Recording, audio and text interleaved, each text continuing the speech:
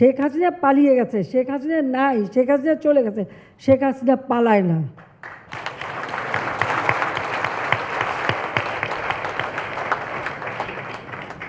পঁচাত্তর সালের পর 6টা বছর হ্যাঁ আসতে পারিনি, কিন্তু যখনই সুযোগ পেয়েছি ওই খুনি, যুদ্ধাপরাধী, আমি জানি আমি যখন আমার বাপ মা ভাই বোন সব মারছে, আমাকেও মারতে পারে, আমি পরোয়া করি নাই।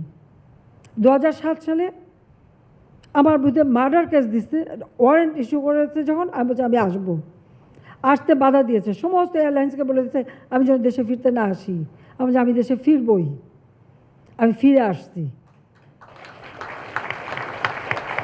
আমার ফ্রান্সে যাওয়ার কথা, ব্রাজিলে যাওয়ার কথা আমি ক্যান্সেল করে দিয়েছি, যে আমার দেশের এই ক্রাইসিসে আমি যেতে পারবো না, আমাকে থাকতে হবে, মানুষের পাশে থাকতে হবে।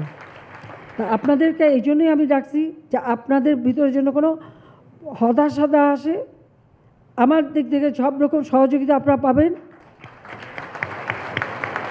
এখন আগুন দিয়ে পোড়ানোর ফলে যে ড্যামেজগুলি হয়ে গেছে সেগুলি তো মেরামত করতে সময় লাগবেই।